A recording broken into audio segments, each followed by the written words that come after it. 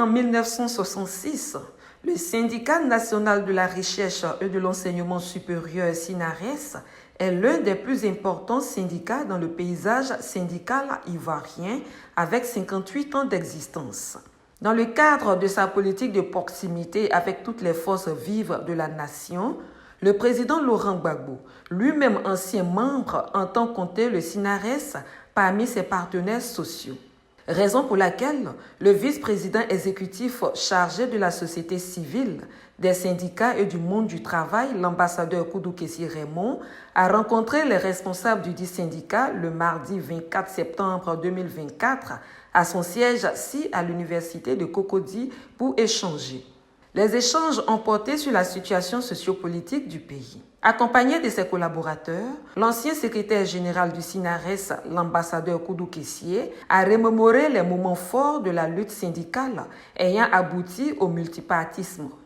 Il a rappelé la nécessité pour la Côte d'Ivoire de retrouver les fondamentaux d'un pays de liberté. L'envoyé du PPACI a rappelé le secrétaire général du SINARES, professeur Willy Gouré-Bitonin et ses collaborateurs à suivre de près le projet de société du président Laurent Gbagbo en lice pour 2025. Nous sommes venus à la maison pour voir l'état de la maison et nous avons vu que le SINARES est debout.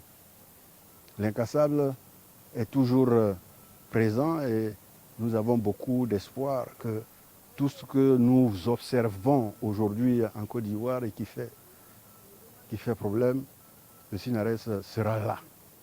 Il sera là pour défendre les conditions de vie et de travail, non seulement des enseignants-chercheurs, mais des autres travailleurs.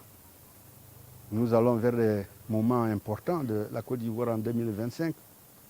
Il importe que nous soyons tous attentifs aux signaux clignotants qui se passent au rouge.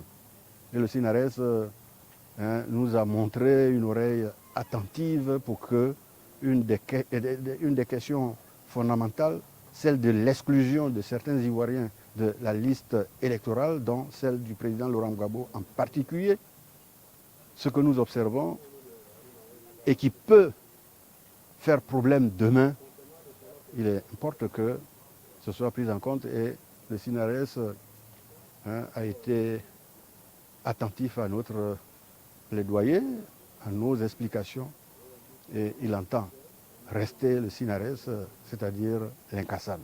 Prenant la parole à son tour, le secrétaire général du SINARES s'est dit très heureux de recevoir une délégation de haut niveau.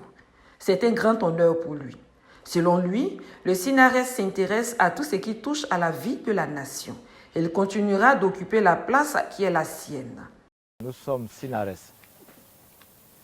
Et comme je le dis, je me plais à le dire, c'est un syndicat ni partisan, ni indifférent, et partenaire de tous. Donc j'invite déjà tous les autres partis politiques à emboîter le pas au PPACI. Ça, c'est la première chose que je voudrais dire. Et vous le soulevez, l'article 2 de notre statut, et règlement intérieur stipule que pour les questions qui touchent la vie de la nation et qui mettent la nation en danger, ce n'est pas n'importe quelle question, que nous nous donnons le droit d'intervenir et de donner nos avis. Je pense que nous tous, Ivoiriens, ce que nous attendons de toute la classe politique, c'est la paix sociale. C'est faire en sorte que, pour une fois au moins, nous allons à des élections apaisées. Et je pense que chaque parti politique devra travailler à ça. Et je pense qu'on nous fera l'économie de n'importe quelle intervention que ce soit. Mais en tout cas, nous restons disposés, nous restons à l'écoute de la société ivoirienne et au temps opportun, ce qui nous semblera mettre en péril la nation, nous interviendrons pour dire ce qui nous semble juste. Le vice-président exécutif a eu une pensée pour tous les camarades disparus et se réjouit de ces retrouvailles qui vont se poursuivre dans les prochains jours.